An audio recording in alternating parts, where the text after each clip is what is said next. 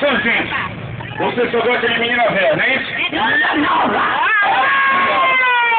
Certo. Tem uma que eu tô olhando ela, olha lá, aquela bonitinha ali sentada. Qual é, coroa? Cadê a menina nova que tá ali sentada? Aquela de verde? Mas aquela tá com neném, é casada. De verde não, rapaz, esse negócio com a placa preta. A sacola preta? Beleza. Vem cá, coroa, como é seu nome? Meu nome é Sebastião da Avenida. Sebastião. Sebastião, é o seguinte. Dê seu ingrediente ao cara que não tá mais furando. Mas vez em quando, a coisa some.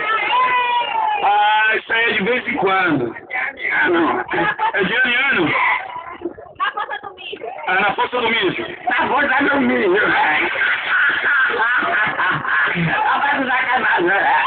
Não, não é eu que estou falando sacanagem, é o senhor que está dizendo. O senhor disse para mim que quando o senhor pega uma menina que o senhor fura,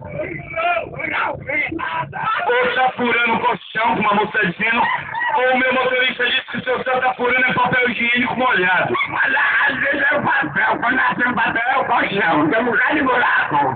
Vem cá, Guru, mas o ingrediente é você. Atenção, você que não faz mais nada. O coroa Sebastião, não é isso, meu irmão? Tem a solução. Leite de caranguejo firme. Leite de caranguejo firme. O que mais? Casca de ovo. O que mais? Semente de melancia. E aí faz o quê? A porra incha. É, verdade. Vou cantar uma pro senhor. Robinho, põe o número 6 aí pra esse coroa aqui. Tá batendo um prego com a madeira.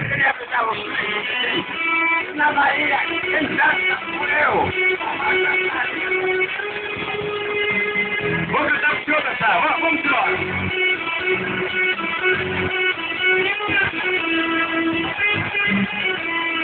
Tempo vai, tempo vem, a vida passa.